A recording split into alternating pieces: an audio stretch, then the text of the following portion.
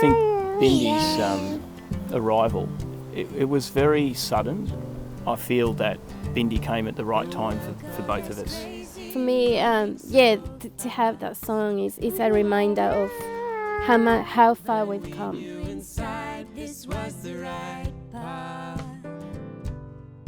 The beautiful thing about Bindi is that she's living and she's growing up in two different worlds. My family and Marcel's family are completely different. We lived in El Salvador until my dad passed away when I was 13 years old. And a year later, we were accepted to come to Australia. So it was a time of a lot of changes. And within a week, everything was gone. My cousins, my whole family, my dad passed away 4 days later, and then we had a war. They gave us 2 weeks to leave the country, so we had to start from zero. Bindi sort of negotiates this, not only the different worlds in terms of the cultural backgrounds of us as parents, but also the different ideas of what kids should do and shouldn't do. Yeah, I'm the oldest of 6. Mum and Dad they tried to keep me away from what they felt as sort of harmful influences in the wider world, particularly TV, lollies.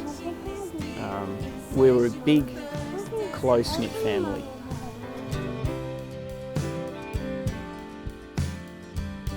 It was about Susie. It was the whole package.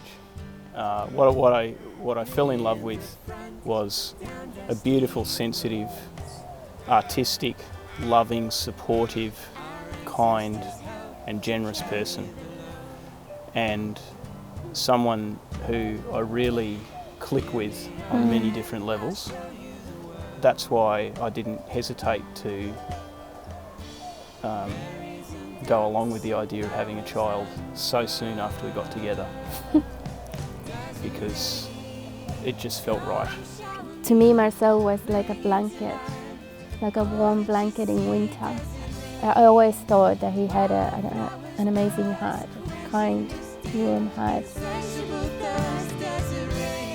And Susie had to put up with a number of things. In the early days, Chocolate was sleeping in the bed with us because Chocolate was sleeping in the bed since Chocolate was 6 weeks old. With my previous partner Maria, she was like our child. When Maria died, very suddenly and tragically, Chocolate was there as an ongoing companion, and I'm so grateful for Susie for seeing beyond the grieving and to embrace the sanctity of that memory of, if you like, my past life. By embracing that part of my past, she's actually helped me embrace our future together and my future, and help me let go and move on, but to do it gracefully.